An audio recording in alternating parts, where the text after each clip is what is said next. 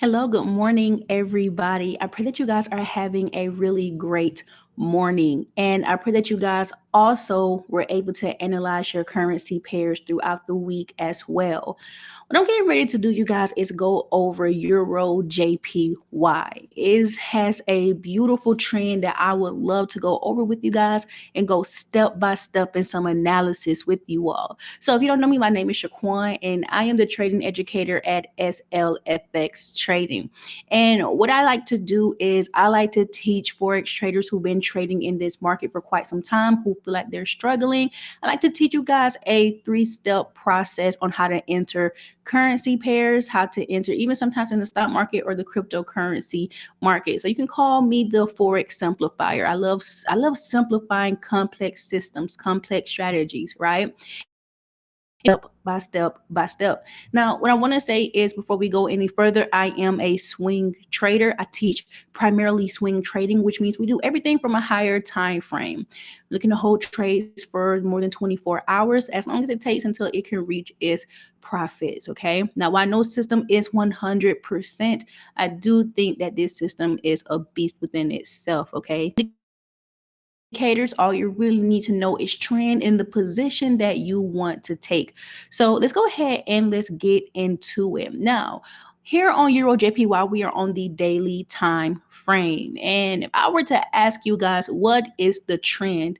What could you tell me about this trend? Now, I'm hoping that you can see that this is an up. Anytime you cut this price chart, this is a really great tip I love giving all traders. A lot of times I get asked, Shaquan, well, how many highs and lows do you need to see the trend? And I always say two. You just need two highs and two lows. So let's go ahead and let's figure out these two highs and these two lows. So I can see right now that when price went up, as it's going up, what we want to do is locate the bottom peaks, okay? So I can see 300 or 127.30 yen. I can see that that was a higher low or a position where price pushed up from. What I can also see is that price stopped here at a top peak at 129.96. Then it pushed down further and it could not pass 127.300, and it stopped here at topped and pushed past the previous high. It pushed down from or retraced down from 130.685. Because the exchange rates are increasing up, you guys, this is the up trend. Anytime your exchange rates are increasing, that means that the value of the euro is becoming stronger. So let's break this down, what this means. Supply and demand. There is a demand for the euro at the moment over the yen.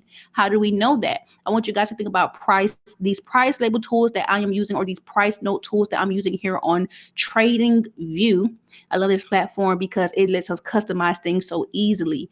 But here on Trading View, what I'm seeing is that because I like to call them price tags because it reminds me of creeping up, and which means we're in an uptrend. We want to take the position as being the buyer. At this point in time, we don't want to sell against this trend. The reason why we don't want to sell against this trend is because it's giving us what we need going up. So let's talk about that a little bit more in detail as well too. So as it's giving us more detail going in an uptrend, this is when you want to know the buyer going to take position. I want to take a position from a certain point.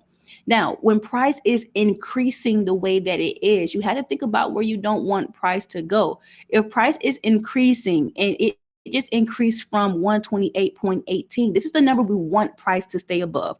We need price to stay above this exchange rate, because if it can stay above this exchange rate, it means that you can higher.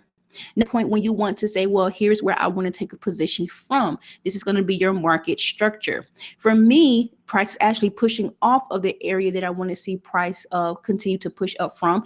And if today closes and gives me bullish information, for me personally, guys, I will be entering the trade to the upside because it has more bullish potential to keep climbing up. And we don't know when this uptrend is going to stop. We have no idea. And so right now, I'm looking at the price point here where it's pushing up from $1.29. As long as price can stay above $1.29, guys. The first profit that I am wanting to take is back up to the previous high here at 130.685. And then the second target, you guys, this would be a really good 2-for-1, especially if I can get a good, decent risk to reward. The second target is going to be 131.380. But let's say that the first target doesn't give me a really good one-to-one risk to reward. I'll bypass the $1.30 point or $130 0.68 cent point, and I'll just go up higher to 131.380. The reason why that is important is because we have to understand that we don't have to settle for a risk to reward that doesn't work in our favor. We can actually present ourselves with options here when we trade, still taking the same price point or the same entry point, but the take profit can be different. Now, if you guys notice that I have not went to the left at all, meaning I haven't scrolled to the left, because I don't trade support and resistance, you guys. I like to actually stick where price is, because price at this moment is giving us the information we need. We know the trend. I know where I want price is actually bouncing off of that area.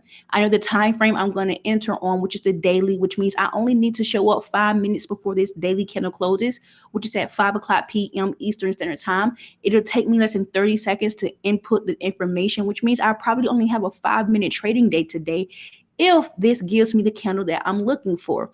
And if it doesn't, I just wait another 24 hours, which means 5-minute trade on this potential currency pair. Now, let's talk about stops for a moment. Let's just say that today does close bullish, right?